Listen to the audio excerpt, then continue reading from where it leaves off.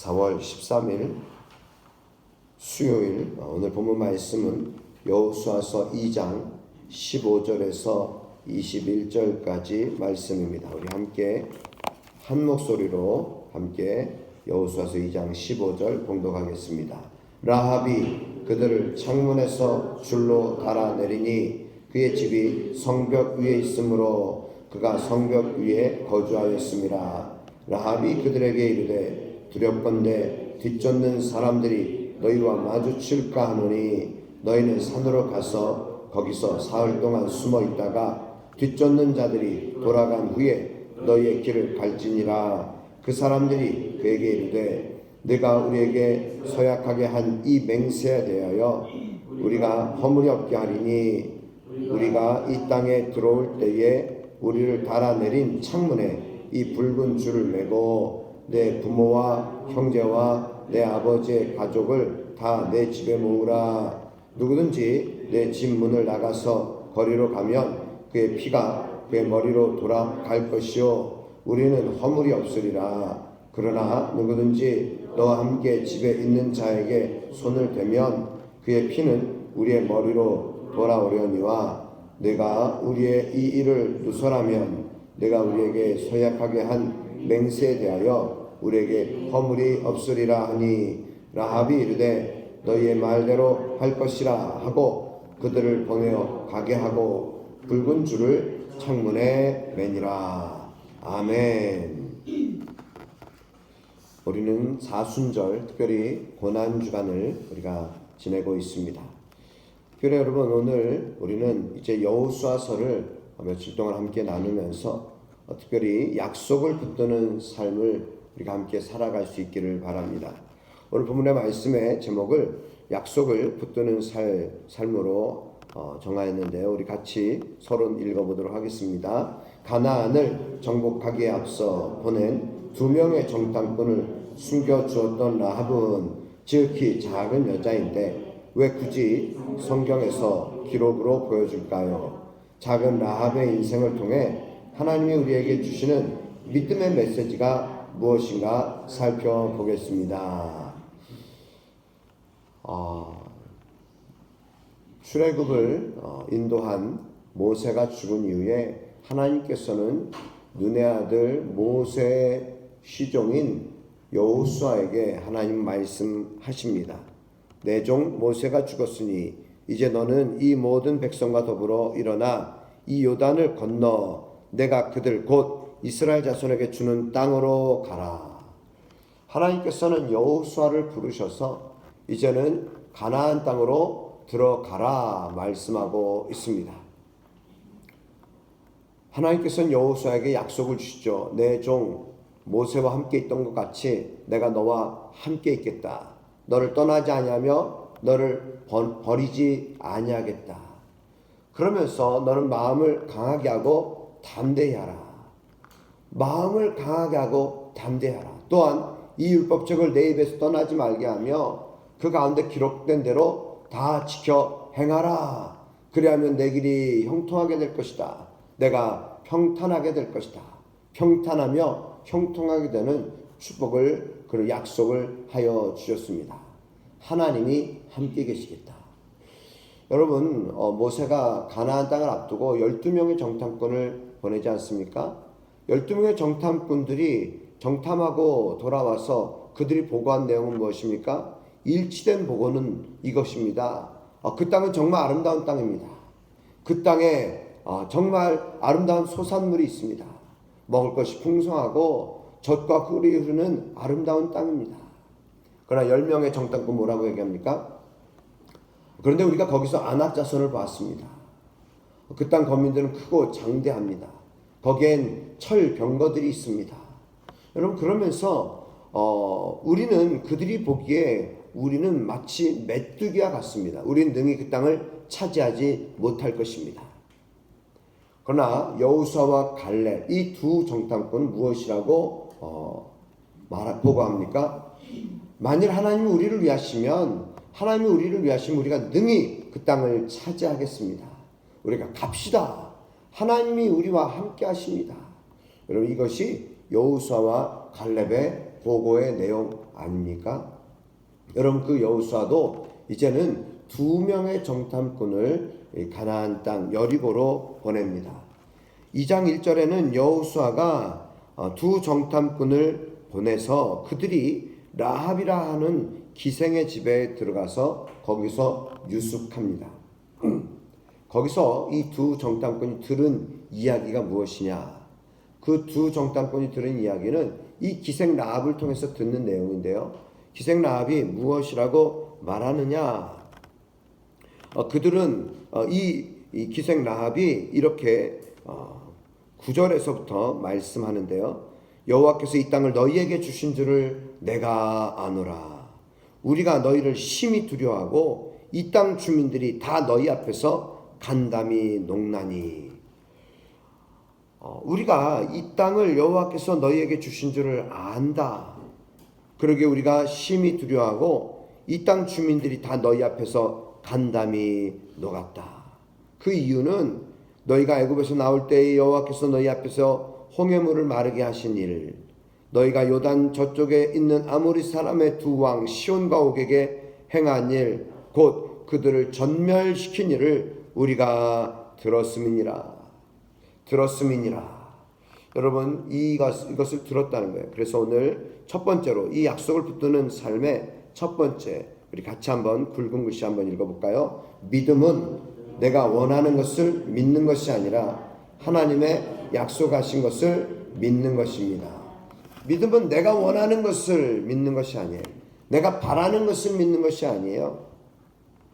그럼 무엇을 믿는 것입니까? 하나님이 약속하신 것을 믿는 것입니다. 기생 라합이 정탐꾼을 보호해 주면서 사용한 동사를 보면 하나님이 여리고 땅을 이스라엘 민족에게 주신 줄을 안다. 간담이 녹는다. 홍해를 건널 때 아모리 사람을 전멸시킨 것을 들었다. 그리고 우리의 마음이 녹았다라고 합니다. 그러면서 이스라엘이 여리고로 들어올 때에 우리 가족을 살려달라고 요청하죠. 내가 너희를 선대한 것처럼 너희도 우리를 선대하라. 나의 가족을 선대하라. 라합은 하나님을 알고 믿었을까요? 하나님을 믿지 않았다면 또 그렇게 할 수 없었을 것입니다. 정말 기생 라합이 믿는 믿음은 무엇이었는가? 그것은 바로 행함이 있는 믿음이었습니다. 듣고 알게 되었고 또 믿음으로 행하였습니다. 여러분, 믿음은 들음에서 난다고 했죠. 로마서 10장 10절에 믿음은 들음에서 나며, 여러분, 믿음은 들음에서 나요. 들음은 하나님의 말씀으로 말미암느니라. 하나님의 말씀을 들을 때에 믿음이 생기는 거예요.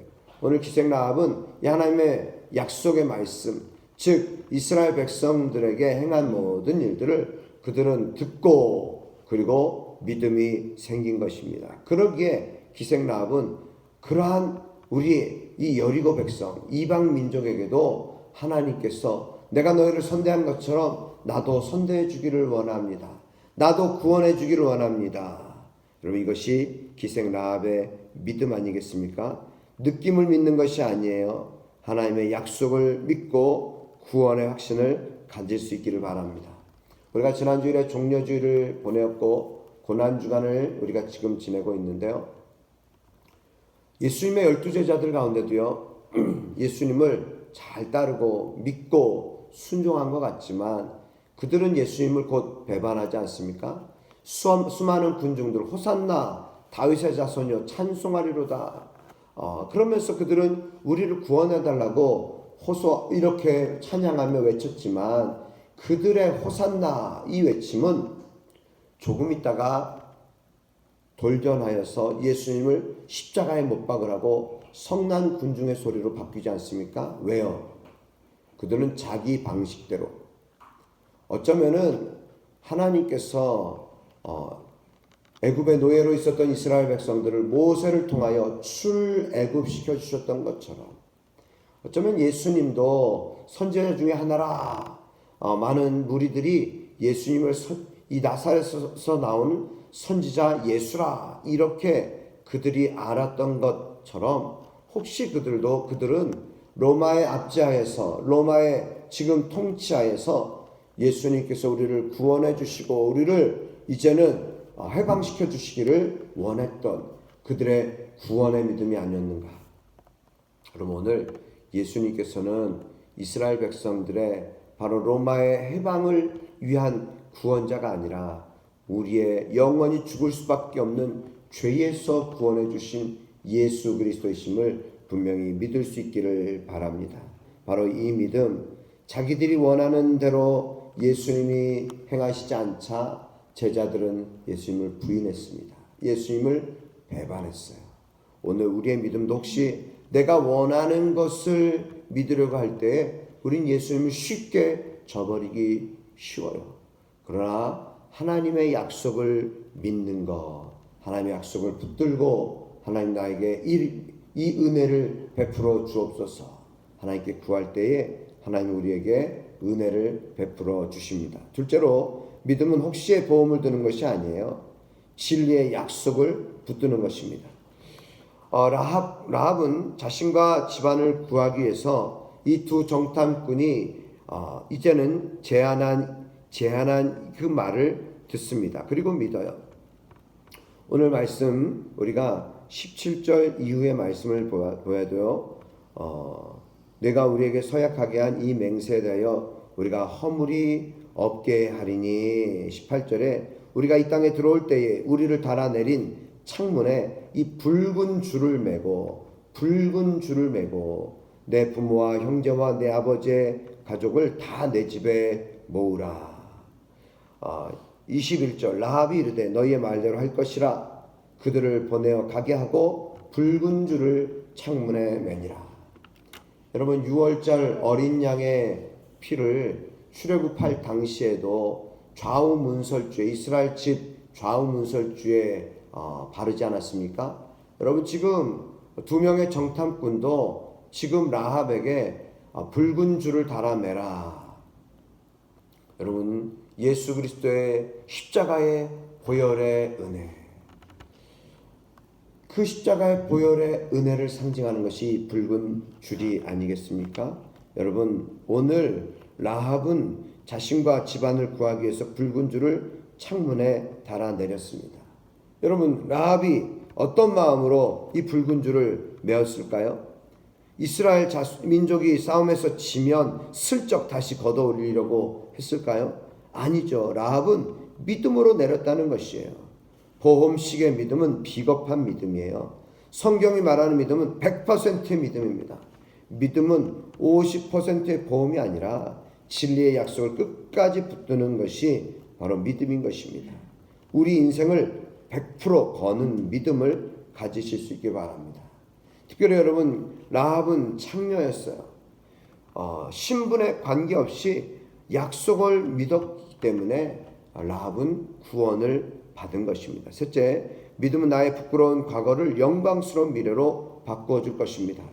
붉은 줄을 내린 결과 죽음에서 건진 것뿐만 아니라 창녀 라합이 예수님의 조상이 되어 놀랍지 않습니까?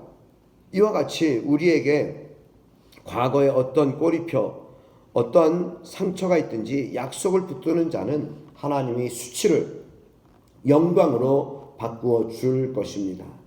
한 여자의 작은 믿음이 놀라운 가문을 일으키는 것처럼 하나님께서 우리의 부끄러운 수치를 영광으로 바꾸셔서 우리 인생과 가문이 변화될 줄을 하나님께서 놀라운 축복을 허락해 주실 줄을 믿습니다. 여러분 우리의 과거, 우리의 상처, 우리의 연약함, 우리의 약점, 여러분 이 모든 것들이 우리에게 허물이 아니라 예수 그리스도의 보혈의 은혜로 변화되고 또 이것이 축복이 됨을 여러분 반드시 믿으실 수 있기를 바랍니다. 십자가의 도가 믿지 않는 자들에게는, 멸망당하는 자들에게는 미련한 것이지만 믿는 우리에게는 하나님의 지혜, 하나님께서 우리에게 구원을 주시는 하나님의 지혜가 됨을 우리가 믿으실 수 있기를 주의 이름으로 축복합니다. 기도드리겠습니다.